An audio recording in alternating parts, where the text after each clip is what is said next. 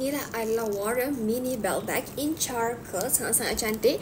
Material adalah coated canvas, tahan lasak. Bahagian belakang dia adalah smooth leather. Ada satu zip compartment bahagian depan dan juga bahagian belakang pun ada satu zip compartment. Strap dia ni besti, dia ada buckle tau. So boleh je buka buckle dia ni besti. Nampak tak? Boleh. Lepas tu pasang dia. And dia biasa boleh adjust lah ikut panjang mana yang biasa selesa. Kita tengok kompartmen bahagian depan dia biasa. Bahagian depan dia tak boleh masuk banyak tau. Sebab ni mini belt bag tau. Dia bukan size medium ke large, bukan.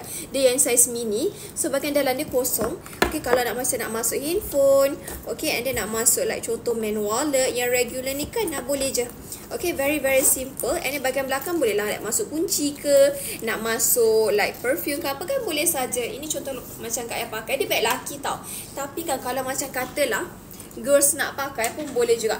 Okay, so ni kalau contoh laki pakai, biasa pakai either dekat depan ataupun dekat belakang. So biasa dia pakai ikut keselesaan biasa, tapi cantik lah. Sangat-sangat selesa.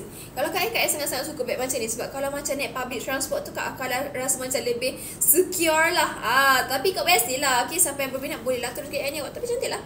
Yang ni size mini, yang tak perlu nak bawa barang macam banyak-banyak. Bawa simple-simple je. Siapa jadi yang tak suka beg besar-besar, sesuai lah ambil yang beg-beg ni. Jadi biasa yang mana berminat bolehlah grab sekarang dekat shop kita.